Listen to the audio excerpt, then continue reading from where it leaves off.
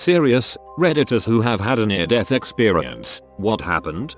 Mom had a seizure while driving and I was in the passenger seat. Couldn't reach the brakes, so tried to take the wheel and do the best I could. Drove into a guardrail just before a pretty steep cliff and went under it, but it stopped us before we went over. That'll do. That'll do. I was shot with a bow and arrow. The arrow hit me in the chest and luckily missed my vital organs. It was a complete accident and I made a full recovery, but even though I forgave him, my friend who fired the shot and I no longer speak. Let me get some details on this one, please. A friend and I were jumped by 4 grown men and accused of selling drugs. Totally untrue. Unfortunately, this was on the top floor of a 5-story building. My friend was punched but escaped. I was cornered. 4 grown men kicked me all over the body and head before eventually telling me to get on my feet as I was to be thrown over the balcony. No way was I getting up, but literally just as I was dragged to my feet the police showed up. I was told to follow the 4 men down the stairs and away, but then they changed their mind and told me to go in front of them. As soon as I was in front, I ran as fast as I could to the police who had gone into the shop on the ground floor, presumably to find whoever had called them, most likely alerted by my screams. It fricked me up for a long time, and even now 22 years later I am still uncomfortable in situations with groups of people who I don't know and who are drinking.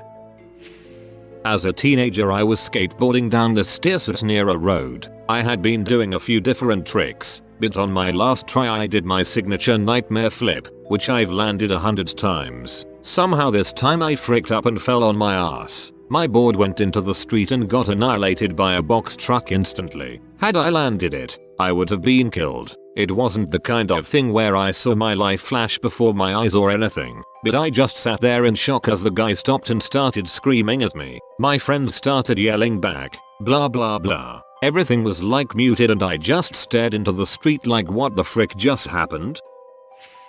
I was using a urinal in a restaurant, and the next moment I was on a backboard surrounded by first responders. I had fainted in the restroom and smashed my head on the tile floor, causing a brain bleed. 1/3 of the people who do this die on impact. Sonny Bono. Another 1/3 die within 24 hours. Natasha Richardson. I was in the fortunate 1/3 that survive, but still have some lifelong issues from it. Driving home from school for Thanksgiving break just over a week ago, I was caught in a flash flood going 80 down the highway. I was in the right lane of a 4-lane, 2 each way, road. A gust of wind hit me and I flew off the left side into a ditch and spun around like a carnival ride. If the ditch wasn't quite as deep I would have ended up in oncoming traffic. Closest to dying I've ever come. I overdosed when I was about 16. It just felt like sleep. Though one thing I'd recommend, don't do that, cause paramedics will cause you as much pain as they can to keep you awake. It was August, and I think 2010, could be 2009, was during an under 18 sailing week. I was 17 or 16. Seriously, my memory sucks. Was during the 3rd race that week. Sailing along solo in my boat, I was kind of in the middle of the pack, but I'd gone a different tack to everyone else and so was quite far away from them all, out in the middle of the estuary. Then I capsized. Usually this is no big deal, happens relatively frequently. Only problem was this time the boom swung around and hit me on the head on the way down, throwing me into the water and leaving me stuck in the ropes. I was underwater, feeling groggy from the blow to my head, but remembered the training and calmly tried to untangle myself, which I managed. At this point I tried to surface, as I was now free and running out of air. The way the boat had gone down had ended up with me underneath the sail, which itself was now covered with ridiculously heavy water. I started panicking and trying to force the sail up with me under it, unable to breathe.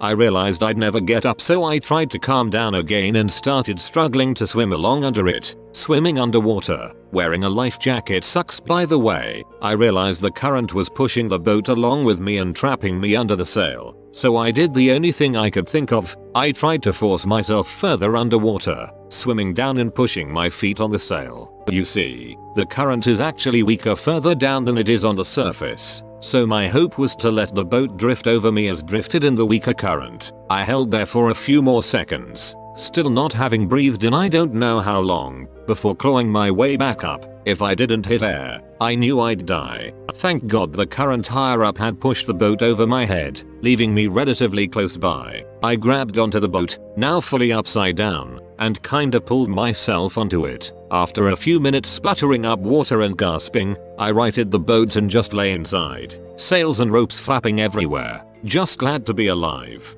Holy crap. This was an anxious read. You made all the right moves, my friend.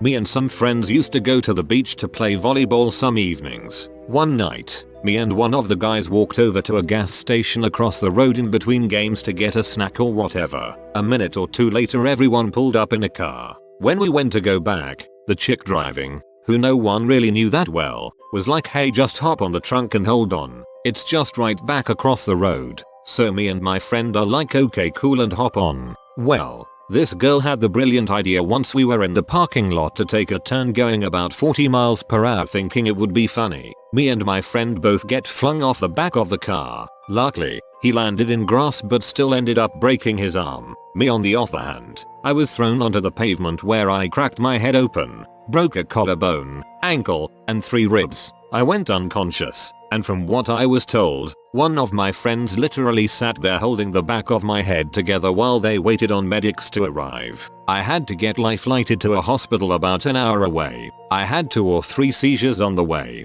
When I came around in the hospital later that evening, the doctor told me had my friend not been holding my head together, or had the medics shown up like 5 minutes after they did, I probably wouldn't have made it. But all is well now. Actually, the dumbass girl left after she saw how bad what she had done was, and actually ended up getting arrested and charged with something or another. The last I heard she was in jail, but that was like 2-3 years ago. That must have been horrifying for everyone involved. Kudos to the friend holding your head together. Row.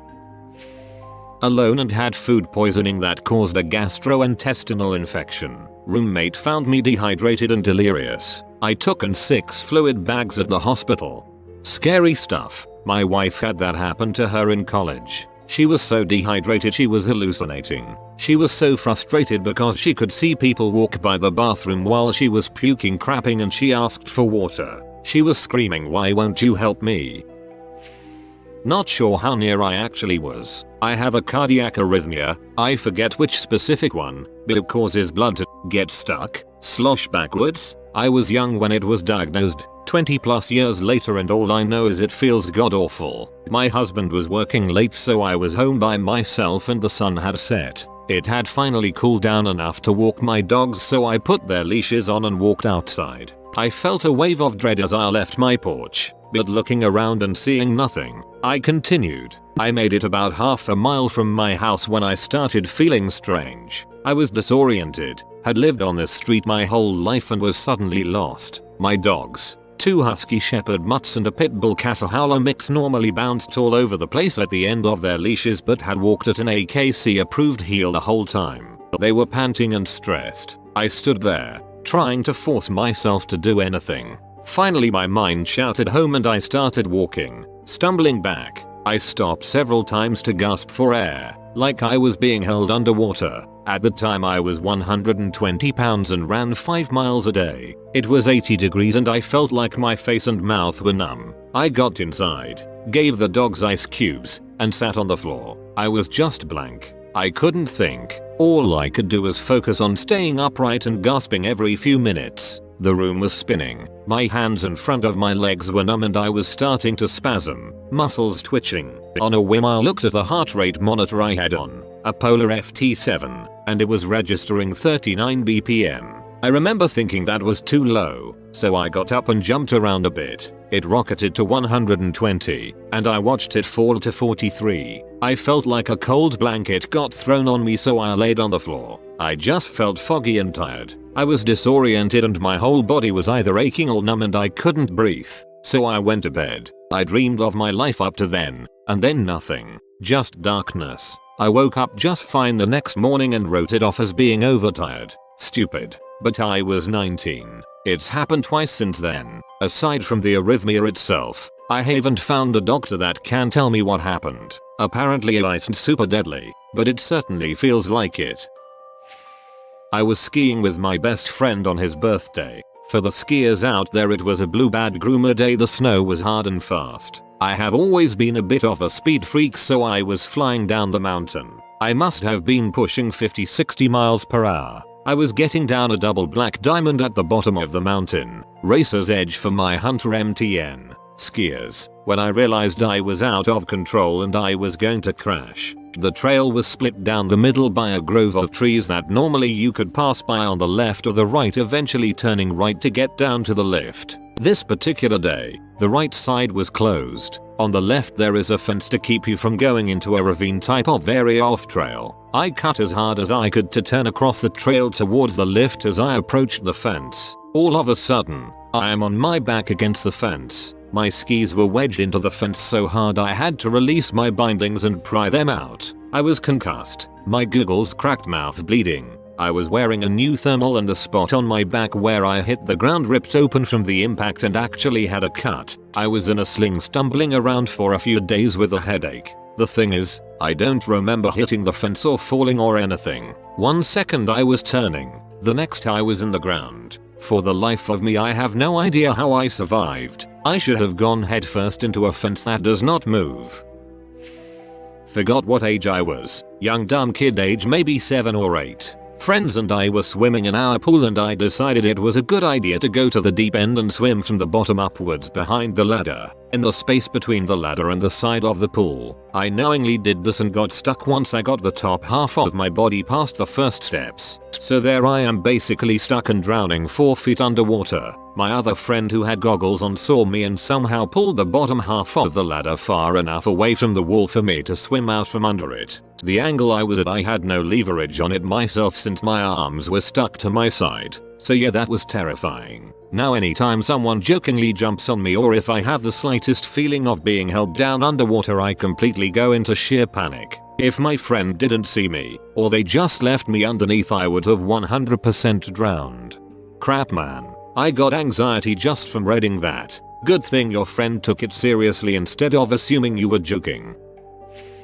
About 2 years ago I had a cold. I didn't think much about it except something along the lines of frick it sucks but it will go away. 10 days later it was still there and had gotten worse, but it still wasn't going to keep me down. I went out with a couple of friends, met a guy and ended up sleeping with him. It was okay, nothing spectacular, but I was kind of out of breath. I just ignored it. It was nothing and went away. The next day I met up the same guy for lunch and ended up at his place again. Same thing happened. I was completely out of breath again, but this was much worse. Guy noticed and thought it was his spectacular performance. I knew it wasn't that good. After I left I thought maybe I should stop at one of those walk-in clinics at Walgreens or CVS. I tried to make an appointment but there were no openings. I was about to just go home when I drove by an urgent care place and decided to stop. By this point I was still out of breath but naive as to what could be going on. I checked in and they took me right away despite having a pretty busy waiting room.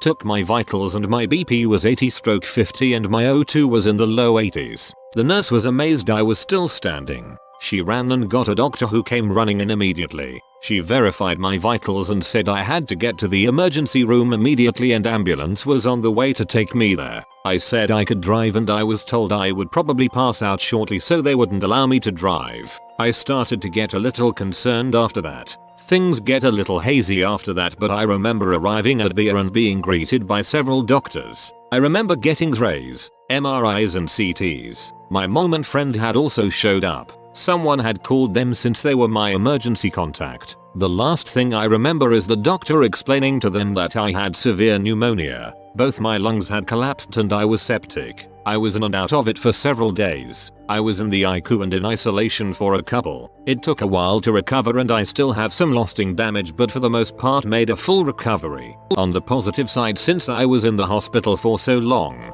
I was able to quit smoking and I have never gone back. I was told after I got out of the hospital that had I gone home that first night instead of getting medical help I probably would have not made it. As for the guy who thought his performance caused me to become short of breath, when he next reached out to me for a hookup I was still in the hospital. I explained what was going on and he freaked out about being exposed to some horrible disease and he couldn't afford to get sick at the moment. It went on and on like that. I never spoke to him again. Have a lung problem, was born with it, had both my lungs collapse during an asthma attack, was clinically dead for about 3 minutes, felt like I got hammered and blacked out, only the hangover lasted about 2 weeks. So when I was 10, I had just gotten back from a Cub Scout camping trip in the middle of buttfuck nowhere Ohio, no phone service, over an hour away from the nearest place with phone service. It was the day after and I was out with my dad picking up firewood when my stomach just started hurting like heck, as if I was taking the biggest crap of my 12-year-old life. I had to lay down in the back of the truck. My mom felt bad for me. My dad thought I was faking. He was in a pissy mood for the rest of the day. Anyways, I got home about 3 hours later still feeling terrible, worse even. I then proceed to sit on the toilet for another hour, in agonizing pain trying to push out what I thought was the biggest turd ever created in the history of mankind to no avail. My mom comes in and asks if she can put 2 fingers up against my lower waist and push for a second. She does so, and I feel the worst pain I've ever felt in my entire life. Her brother had appendicitis when he was 16 and that was the thing that sent him over the edge like it just did to me. I get rushed to Children's Hospital and I lay in my mom's lap for 3 hours in horrible pain waiting to get in to see a doctor. When I finally do get in, they do an ultrasound on my lower chest and waist, and I hear the nurse gasp. My mom says "oh number" and the nurse tells her that the appendix is supposed to as big around as your pinky finger. Mine was about 1.5 inches in diameter and I was rushed into surgery. I was in so much pain that normally 12-year-old me was absolutely terrified of needles. I kicked a nurse in the chest multiple times last time I had to have a shot that I just let them stick the IV in without fighting. I was so exhausted from waiting in the pain that I passed out before they put the mask on. Before my mom called my dad still thought I was faking, until he got the call from my mom where he thought she was prankish him until she yelled at him to get down to the hospital. I wake up the next morning and look over to my dad, and the first words I say to him were "I told you so." It's hilarious looking back on it but also terrifying because normally symptoms last 24 hours. Mine lasted 10. I later learned I was 2 hours away from the appendix bursting. It was even scarier thinking that I was just at a Cub Scout camp miles and miles away from help, and I would have died there more than likely. You have been visited by the sleeping Italian. Comment "sleep tight Lil Guido" for nice spaghetti and meatball dreams all night. If you comment "keep fighting, Papa." If you are new to the channel, you can subscribe. I publish new videos every day. Until then, check another video, or don't. Either way, have a great day you magnificent people.